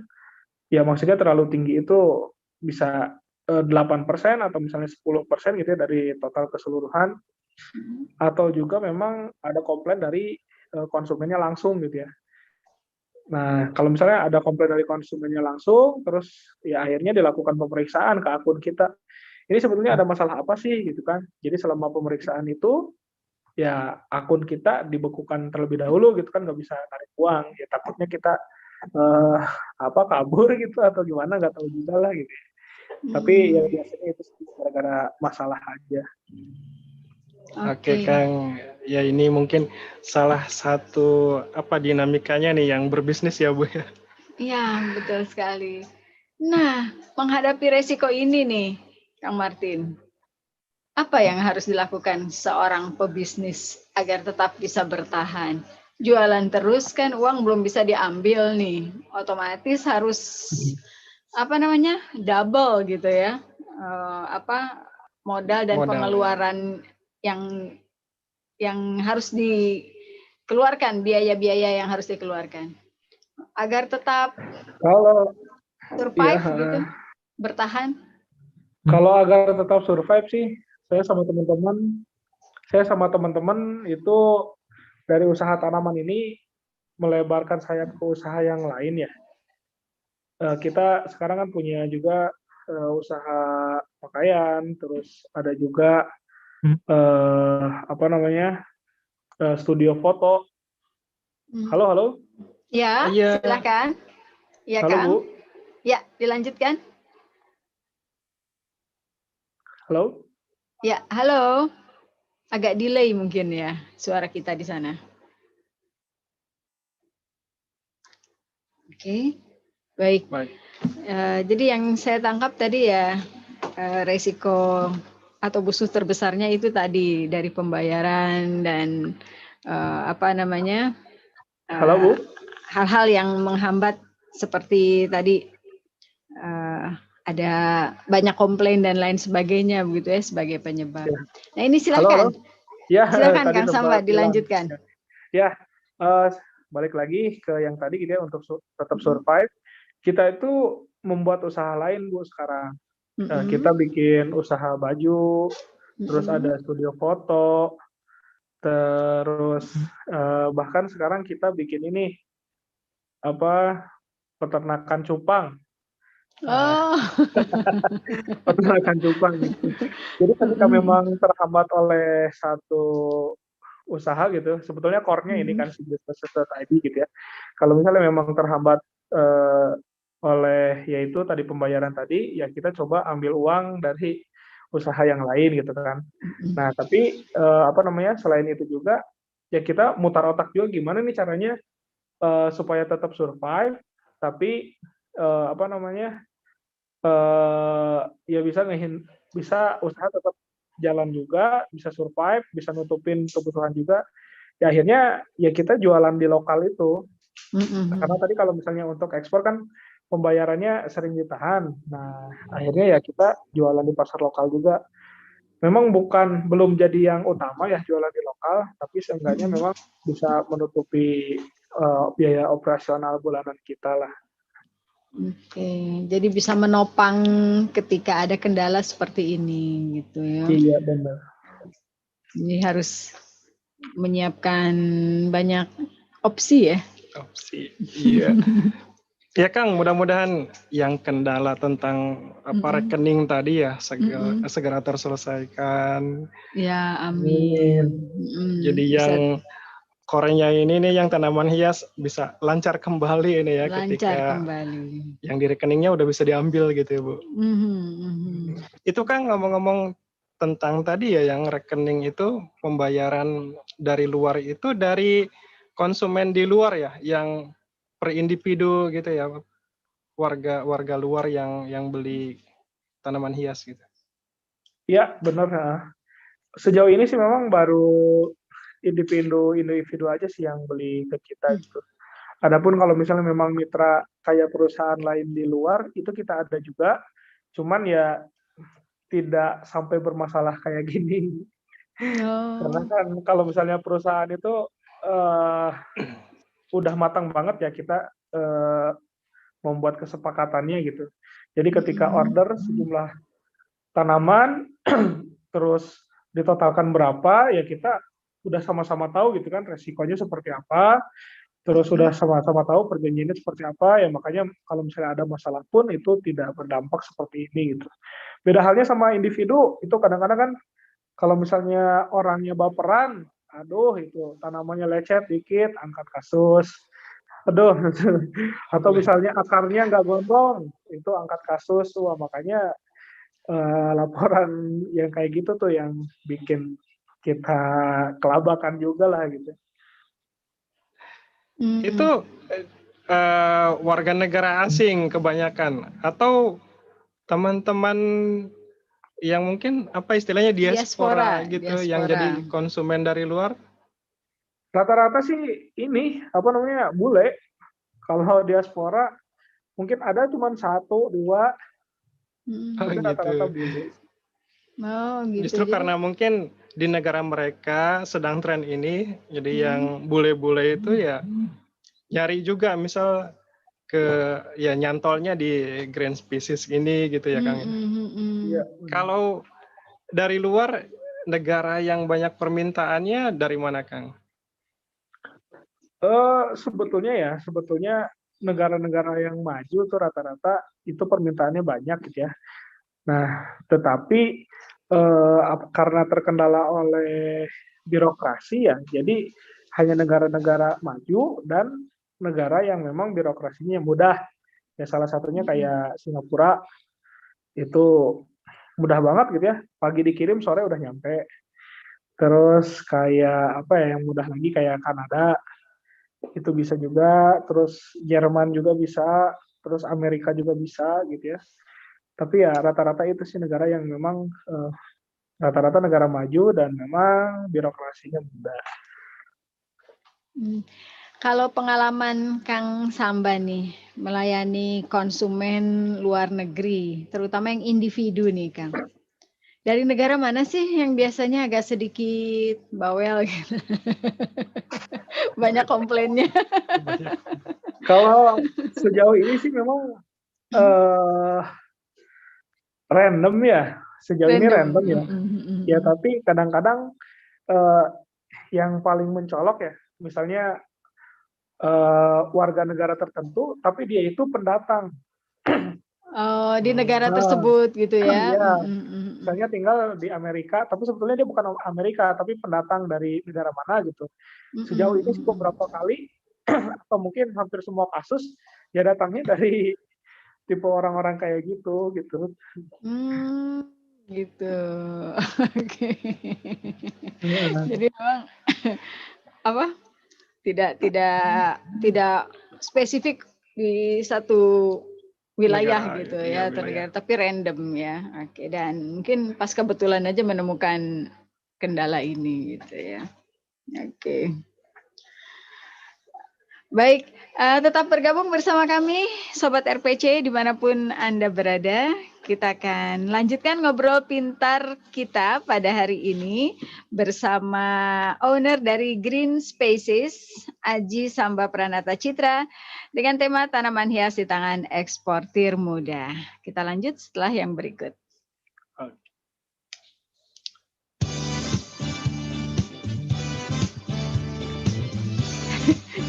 Saya nanyanya agak... Marilah kita semua menanam padi di sawah kita. Tanahnya subur, benihnya unggul, menjadikan negara makmur. Ayo bersama membangun pertanian kita. Ayo melangkah agar Indonesia semakin jaya. Petani maju, mandiri modern, satu data pertanian Indonesia. Marilah dorong petani, sajukan langkah di kota tani. Ayo bersama membangun pertanian kita. Ayo melangkah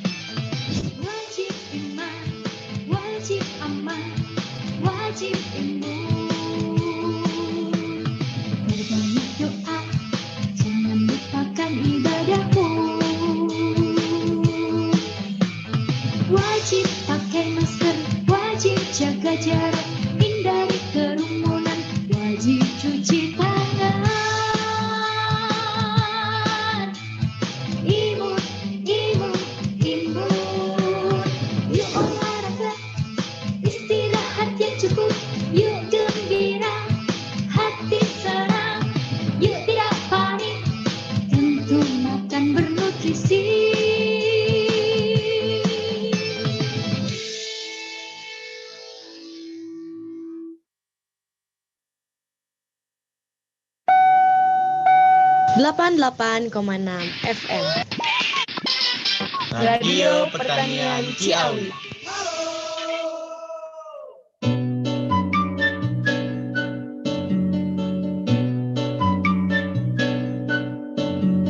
Masih belum muncul. Iya, kita ngobrol.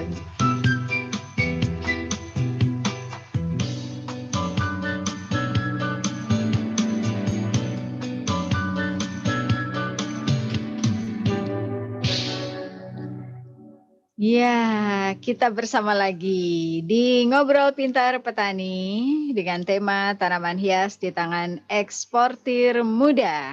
Masih bersama saya Rega Lestari dan Martin Herpriana. Ya, kita sudah sampai di sesi selanjutnya. Ngopi masih dengan kita. Narasumber yang sama? Betul sekali. Dan tadi sih kita sudah banyak bertanya pada narasumber kita mengenai berbagai macam hal sampai ke risiko terbesar dari bisnis ini. Salah satunya yang disebut adalah dalam masalah pembayaran tadi ya. Oke. Kemudian juga menghadapi tren yang tidak bisa ditahan. Kalau Anda memilih bisnis ini sudah harus punya opsi-opsi agar bisnis tetap berjalan. Dan tren tidak bisa dibendung, tidak bisa ditahan. Nah, jadi wajib memiliki banyak jenis tanaman. Jangan cuma 1 atau 2 gitu ya. Sebagai stok ya Bu ya. Sebagai stok. Baik, kita kembali lagi ke Kang Samba, Kang Martin. Silakan. Iya, Kang Samba. Ini dari tadi kita ngobrolin tentang Kang Samba nih jual tanaman sampai keluar ya. Ada 20 negara. Ini bikin saya penasaran Kang. Kalau saya ingin tahu nih, kalau omsetnya nih dari Green Species ini sebesar apa nih Kang? Boleh bisik-bisik. Yang namanya jualan kan naik turun ya. Naik turun ya. Jadi ya lumayan lah. Lumayan lah. Ini orang pegawai. Lumayan lah, bisa buat menyewa jet pribadi gitu kalau mau jalan-jalan ke Hawaii. Lumayannya eksportir ya segitu, Bu. Asik nih pokoknya. Lumayan ya Kang ya, untuk karyawan haknya sudah terpenuhi gitu ya Kang ya. Iya. Dan gimana Kang? Enggak, silakan. Oke. Jadi lumayannya di sini bisa kita lihat dari betahnya Kang Samba menekuni bisnis ini. Iya betul. Nah kalau tidak lumayan udah pindah ya Bu. Udah pindah ke lain hati gitu ya. Oke. Yang bikin kita penasaran tadi, gimana Kang Samba menentukan harga salah satu jenis komoditas tanaman hias nih Kang? Oke. Kadang-kadang terus terang aja, saya kalau jualan saya suka bingung nentuin harga. Apalagi kalau udah ngadapin temen. Waduh, mau dikasih segini kemahalan, mau dikasih murah rugi kita gitu. Ya nggak balik modal. Ya, supaya dapatnya lumayan tadi itu Kang, gimana nentuinnya gitu? Nentuin harganya. Kalau menentukan harga gitu ya, saya tuh ngobrol sama temen, prinsipnya itu yang penting mahal tapi laku gitu ya. Daripada jual murah tapi nggak laku. Nah, prinsipnya kayak gitu. Terus itu prinsipnya prinsip cerdas itu. Iya, jadi jangan cara nerapin prinsipnya itu Kang, maksudnya gimana? Oh ya, kita tuh ada perhitungan lah Bu ya. Karena kan tadi resikonya besar, ada kemungkinan rusak dan kita harus mengganti. Jadi kalau misalnya kita jual tanaman itu biasanya minimalnya itu 3 kali lipat dari harga kita beli. Minimalnya ya 3 kali lipat dari harga kita beli itu minimal. Tapi untuk beberapa tanaman juga sih memang ada juga yang bisa kita jual 10 kali lipatnya lah, atau bahkan sampai 15 kali lipatnya juga gitu. Itu ada juga, tapi ya itu tadi minimalnya 3 kali dari harga yang kita beli. Karena bukan cuma mempertimbangkan untung ya. Kalau misalnya untung ya itu mah wajib ya, kalau jualan bukan cari untung mah ya kerja bakti. Nah, tetapi kita juga harus memperhitungkan resiko tadi. Resiko ketika tanaman itu rusak dan dia harus ada penggantian, ya kita sudah ada uangnya gitu kan. Terus ya di samping itu ya kita juga memperhitungkan kira-kira dengan SDM yang kita punyai gitu ya, kita itu harus mendapatkan untung berapa gitu kan, dari kemampuan yang bisa kita jual itu berapa gitu. Jadi memang sudah ada perhitungan kebutuhan untuk menutup biaya operasional bulanan dulu sih Bu, kayak gitu. Ada kalau kita berbisnis restoran ada food cost mungkin ya, seperti itu mungkin dalam bisnis tanaman hias ini juga diterapkan seperti itu ya. Oke, ini ada pertanyaan nakal nih dari pemirsa YouTube kita, Zalfu Sandiwana. Selamat bergabung, Mas Zalfu. Ini untuk mengorek, tadi kan kalau dibilang kita terus terang pertanyaannya, omsetnya jawabnya lumayan. Ini pertanyaannya agak sedikit nakal nih. Sudah kebeli apa saja Kang Samba? Kebeli apa ya? Kebeli tanaman sih. Rata-rata diputar lagi buat modal tanaman sih. Gitu, ya kalau yang kecil-kecil ya adalah lumayan juga. Lumayan juga, kayak Lambo, Ferrari. Kalau yang besar itu tronton ya Bu. Tronton yang besar gitu ya. Jadi kebelinya yang kecil-kecil. Yang kecil-kecil. Ya, Ferrari kayak gitu. Ferrari, ya, Lambo kan langsing-langsing gitu ya. Yang besar-besarnya tadi tronton, kemudian apa lagi Kang Martin? Truk gandeng. Iya, truk gandeng. Karena kalau ekspor nggak perlu beli yang truk gandeng gitu Bu. Nggak perlu ya? Itu kan urusannya apa ya, pengiriman. Jadi gitu ya. Ya Kang Samba ini cukup yang kecil-kecil tadi. Yang kecil-kecil tadi ya. Mungkin yang kecilnya itu kali ya Kang ya. Biar kecil tapi mahal. Nah itu. Kan tadi prinsipnya gitu. Ya mahal yang penting laku.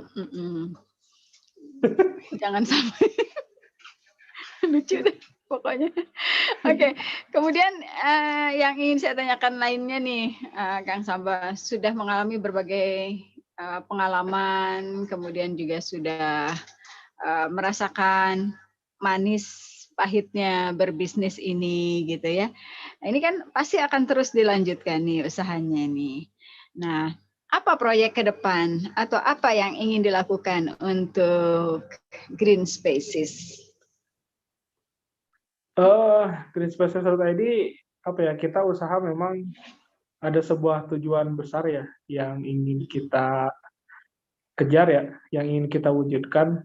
Ya salah satunya memang kita sepakat untuk membuat supermarket lah, itu rencana ke depannya. Kita pengen punya supermarket tanaman. Nah, jadi ketika masuk di situ tuh segala jenis tanaman ada lah sama peralatan pendukungnya.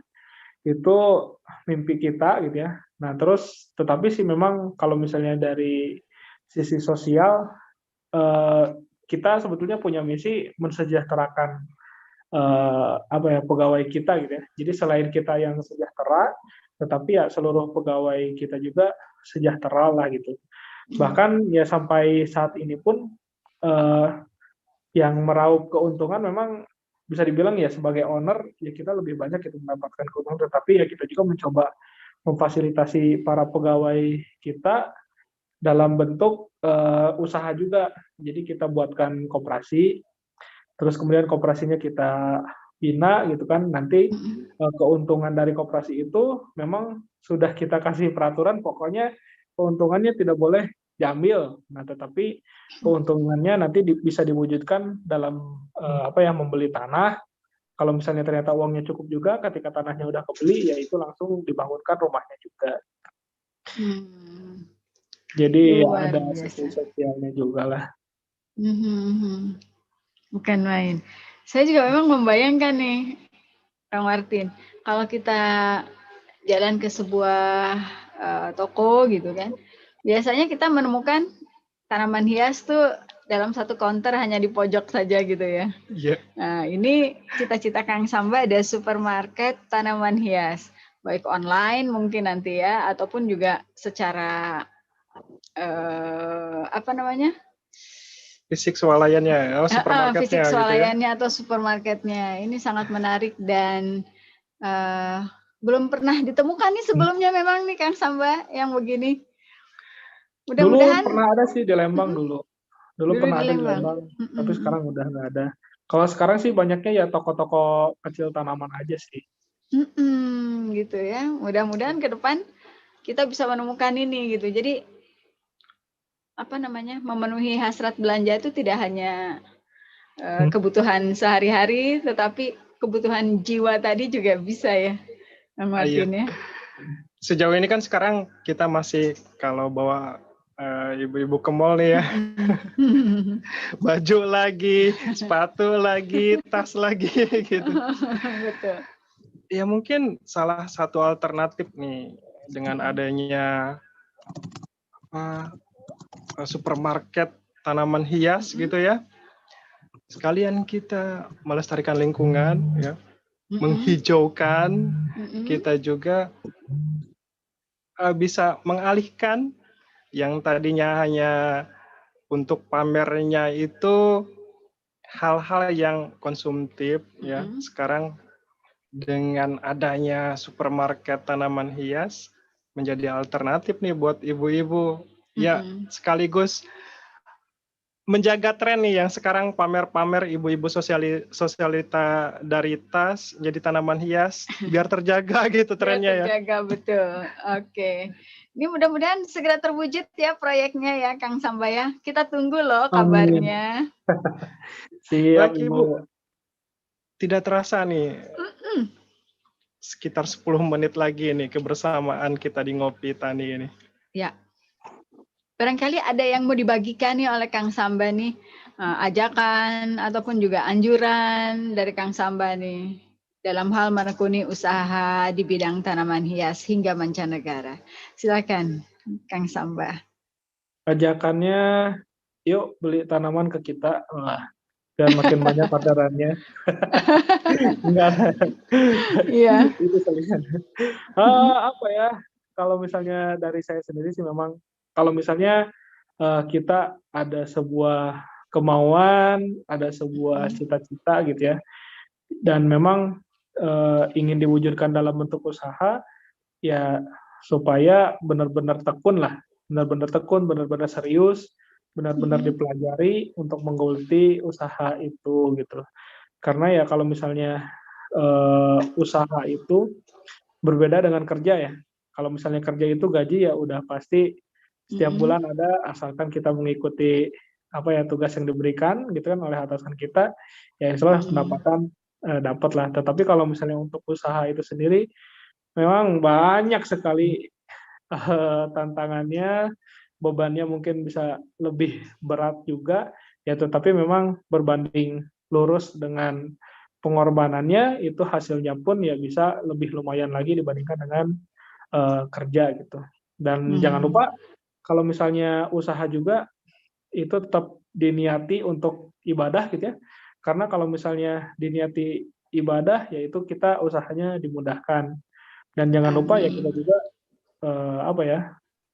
bisa peduli ke lingkungan kita gitu ya. Karena kita itu usaha tidak bisa berjalan sendiri, tidak bisa berdiri sendiri karena butuh orang-orang yang membantu dan membesarkan usaha kita sendiri. Dan yang terakhir, jangan lupa doa.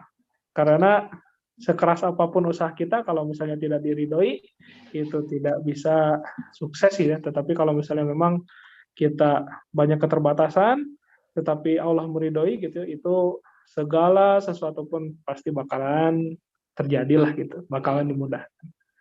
Amin, luar biasa. Oke.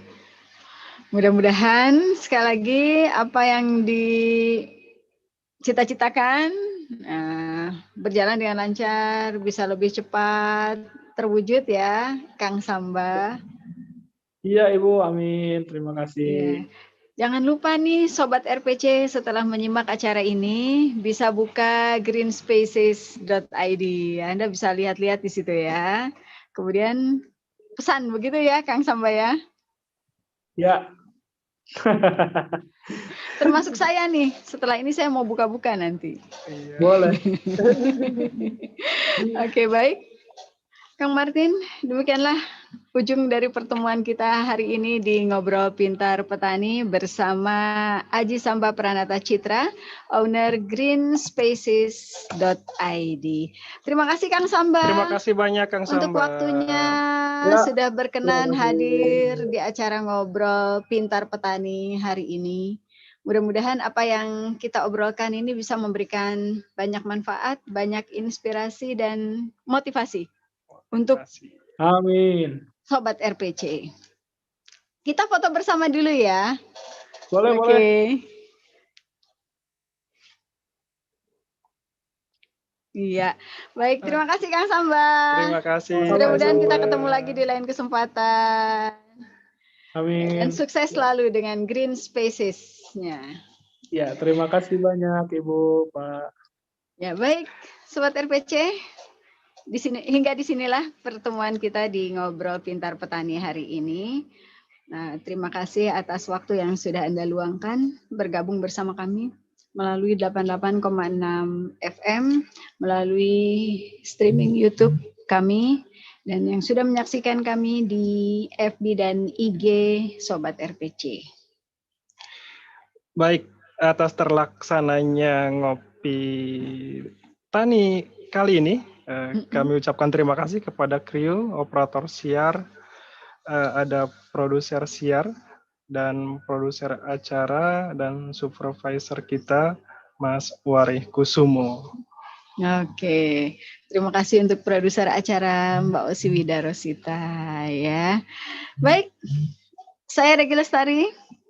Dan saya Martin Hepriana. Pamit dari ruang dengar Anda, pertanian maju, mandiri, modern. Terima kasih. Wassalamualaikum warahmatullahi wabarakatuh.